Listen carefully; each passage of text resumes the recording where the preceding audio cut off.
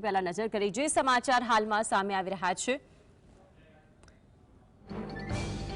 द्वारका में भाजप प्रदेश प्रमुख सीआर पाटील खंभाळिया में विरोध थयो छे। महत्वपूर्ण समाचार सीआर पाटील विरोध थयो। भाजपना लोकार्पण कार्यक्रम अंदर क्षत्रिय समाजे विरोध दर्शाव्यो छे। सीआर पाटील विरोध थयो छे। मोटी संख्या में क्षत्रियोए काळी पट्टी हाथ में लईने रूपालो हटावा माटेना नारा लगाव्या छे। रूपालाने हटावो तेवी वात करी रह्या छे।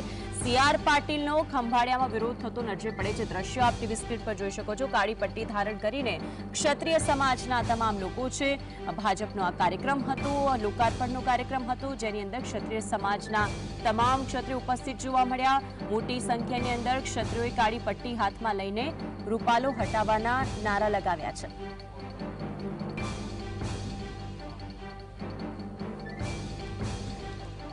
અને આ જેટલા પણ નારા લગાવી રહ્યા હતા ક્ષત્રિય સમાજના જે લોકો હતા તેઓને પણ કાર્યક્રમ સ્થળથી દૂર કરવામાં આવ્યા છે। ખુરશીઓ ઉછાળવામાં આવી હતી। સીઆર પાટીલનો વિરોધ કરવામાં આવ્યો હતો, હોબાળો કરવામાં આવ્યો હતો અને તમામની એક જ વાત છે કે રૂપાલાને હટાવવામાં આવે। બીજી તરફ રૂપાલા મક્કમ છે કારણ કે તેઓ હવે પ્રચાર પ્રસાર કરશે। ઉમેદવારી ફોર્મ પણ તેઓ ભરવાના છે। દ્રશ્યો જીએસ પર એક્સક્લુઝિવ જોઈ શકો છો। કાળી પટ્ટી ધારણ કરીને સીઆર પાટીલનો વિરોધ કરતા આ ક્ષત્રિય સમાજના લોકો નજરે પડી રહ્યા છે। महत्वपूर्ण ये बात है कि जेते समय सीआर पाटीलना निवास स्थाने बैठक मळी हती।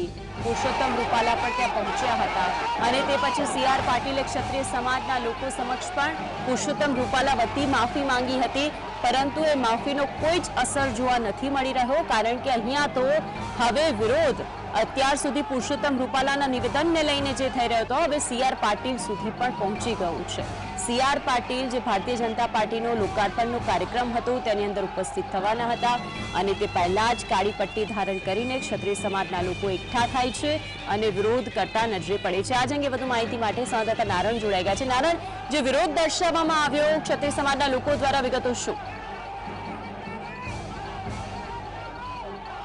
નારણ, બીજેપીનું જે કાર્યાલય હતું એ કાર્યાલયનો ઓપનિંગ કરવા જ્યારે સીઆર પાટીલ અહીંયા પહોંચ્યા હતા ત્યારે જ રાજપૂત સમાજના 200 થી 300 લોકો વિરોધ દર્શાવ્યો હતો। કાળી પટ્ટી લઈ કાળા ઝંડા સાથે રૂપાલા હાય રૂપાલાને ટિકિટ ન આપી એ બાબતનો હાલ જે છે એ સૂત્રોચ્ચાર કર્યા હતા। જી, જેટલા પણ લોકો ત્યાં પહોંચ્યા હતા તે તમામને ત્યાંથી બહાર કાઢવામાં આવ્યા હતા, પરંતુ આ કાર્યક્રમની અંદર મોટી સંખ્યામાં ક્ષત્રિય સમાજના લોકો જોવા મળ્યા હતા। सीआर पाटील શું તે વખતે ત્યાં ઉપસ્થિત હતા કે કેમ? ત્યાં હાલ જે છે એ ઓપનિંગ કરી રહ્યા હતા અને ભાજપનો જે છે ધ્વજ છે અને લહેરાવી રહ્યા હતા સીઆર પાટીલ સાહેબ અને જ્યારે આ લોકો અંદર પહોંચ્યા હતા તે પોલીસે પકડી અને બહાર કાઢ્યા હતા। જી, ખુરશીઓ પણ ઉછાળવામાં આવી હતી તેવા પણ દ્રશ્યો સામે આવ્યા છે। નારણ,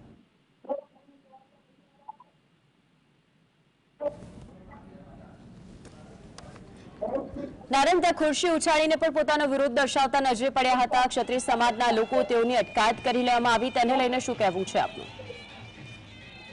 વાત કરવામાં આવે તો તે સ્ટેજ જે ગ્રાઉન્ડ હતું તે ગ્રાઉન્ડમાં જે કાર્યક્રમ હતો એ કાર્યક્રમમાં અંદર આવી જ ખુરશી જેમ તેમ ફેંકવા મળ્યા હતા ને ત્યારબાદ અંદર કરી અને હાલ જે છે એને સૂત્રોચ્ચાર કરી અને ભાજપનો વિરોધ દર્શાવ્યો હતો। જી જી, આભાર નારણ આપનો માહિતી આપવા માટે। તો મોટી સંખ્યાની અંદર ખુરશીઓ ઉછાળવામાં આવી અને વિરોધ કરવામાં આવ્યો। ભારતીય જનતા પાર્ટીનો જે આ કાર્યક્રમ હતો લોકાર્પણનો, કાળી પટ્ટી ધારણ કરીને આ ક્ષત્રિય સમાજના લોકો આવ્યા હતા।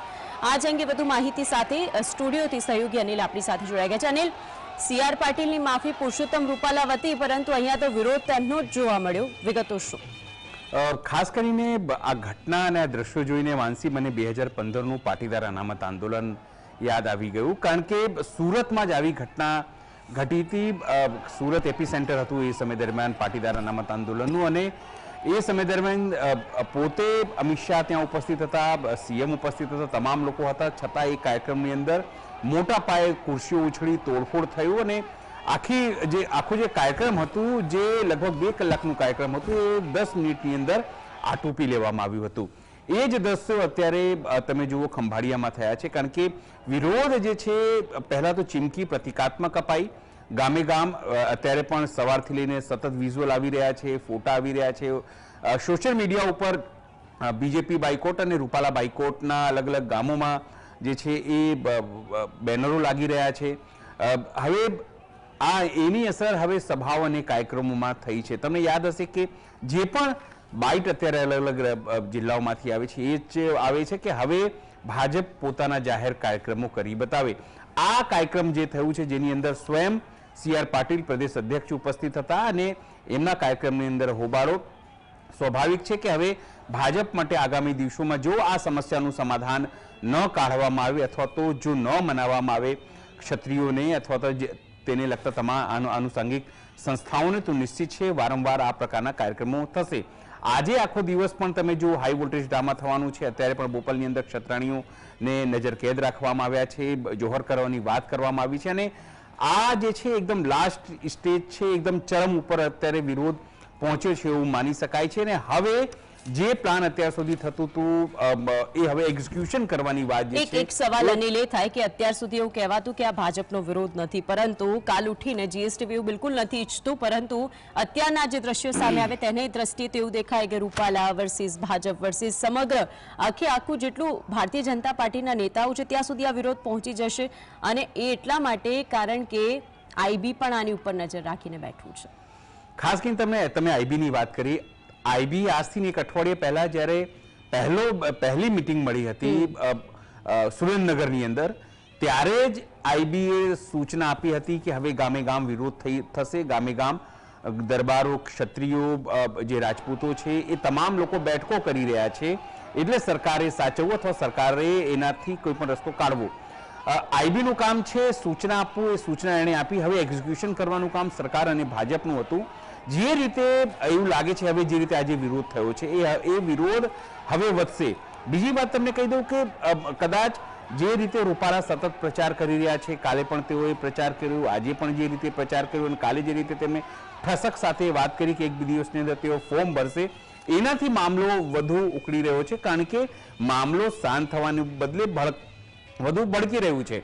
આજે પણ 12:30 વાગ્યાની આસપાસ ગોતામાં બેઠક છે અને રણનીતિ નક્કી કરવામાં આવશે. હવે શું પણ આ વિરોધથી સાબિત કરે છે રાજપૂત સમાજ કે ક્ષત્રિય સમાજ કે તેમને અવગણવું હવે મુશ્કેલ થશે. કારણ કે એક મેસેજ આપવાનો પ્રયત્ન છે. સ્વયં આ વડાપ્રધાન નરેન્દ્ર મોદી અને અમિત શાહનું ગૃહ રાજ્ય છે અને જો અહીં કોઈ પણ પ્રકારનું વિવાદ થાય, કોઈ પણ પ્રકારની અશાંતિ થાય અને ભાજપના આવા કાર્યક્રમોમાં જો વિરોધ થાય તો તેની નોંધ છે તે રાષ્ટ્રીય સ્તરે લેવાય. અને હું તમને જો થોડી વારની અંદર તમે જોજો આ વિઝ્યુઅલ જે છે તે રાષ્ટ્રીય સ્તરે સોશિયલ મીડિયા ઉપર ટ્રેન્ડ કરશે, જેથી એ પોતાની તાકાત જે છે ક્ષત્રિય સમાજ બતાવી શકે કે તેઓ શું કરી શકે છે. આ માત્ર ટ્રેલર છે. આ બધા ઉપર હાઈકમાન્ડ શું હાઈકમાન્ડ પહેલેથી જ આ બધાને લઈને પ્રિપેર હતું? શું તેને આમાં પણ રાજકારણ દેખાઈ રહ્યું છે?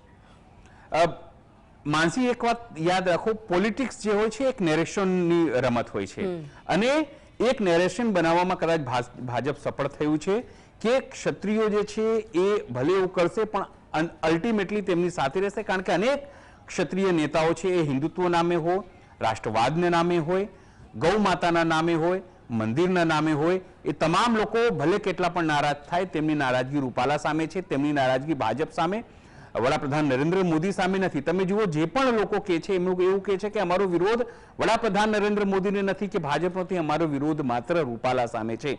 પણ રૂપાલા સામેનો વિરોધ હવે ભાજપ અને સીધી રીતે વડાપ્રધાન નરેન્દ્ર મોદીને પડકાર સાબિત થઈ શકે છે. ભલે કંઈ પણ કે ભાજપે પોતાની ગણતરી પોતાની રીતે કરી લીધી છે. એમને ખબર છે કે 22 લાખની સામે અમારી સામે 66 લાખનું વોટ બેંક છે, કે 22 લાખની સામે અમારી પાસે 70 લાખનું વોટ બેંક છે. એટલે 8 સીટો ઉપર કદાચ અસર પડતી હશે, પણ ક્ષત્રિયો એવી કોઈ જગ્યાએ મેજોરિટીમાં નથી જ્યાં તેઓ કોઈ પણ એક સીટ હરાવી શકે છે. કારણ કે આ વિધાનસભાનું ઇલેક્શન નથી, આ લોકસભાનું ઇલેક્શન છે. અને અહીં જ્યારે એક વાત અલગ છે કે કદાચ ભાજપ 5 લાખ કોઈ જગ્યાએ લીડ ન પ્રાપ્ત કરી શકે, પણ હારવાની કન્ડિશનમાં કમસે કમ ગુજરાત ભાજપ કોઈ સીટ ઉપર નથી. એની મેનેજમેન્ટ, એના પેજ પ્રમુખો, એટલે એને ગણતરી કરી લીધું હશે નફા અને નુકસાનનું, અને લાગે છે કે આ નુકસાન એટલું બધું નથી જેના કારણે ફાયદાને નુકસાનમાં કન્વર્ટ કરી શકાય. બિલકુલ અનિલ, આપ જોડાય તે બદલ આપનો આભાર. તો આખરે જે સમાજની રણનીતિ હોય છે, બેઠકો હોય છે, તેની અંદર લેવાયેલા નિર્ણયો, પરંતુ એ બધાની વચ્ચે એક મહત્વની વાત એ પણ છે કે દરેક સમાજે જે અસ્મિતા, જે અતીત, તેને જાણીને તેમની સંયમિતતા સાથે પોતાનું કુટુંબ, પોતાના બાળકો, આ બધું જ જાણીને પણ એક નિર્ણય સુધી પહોંચવું જોઈએ. અને નિર્ણય આપના જ પક્ષમાં હોય અને કોઈને પણ હાનિ પહોંચાડનારું ન હોય તે પણ જાણવું એટલું જ જરૂરી હોય છે.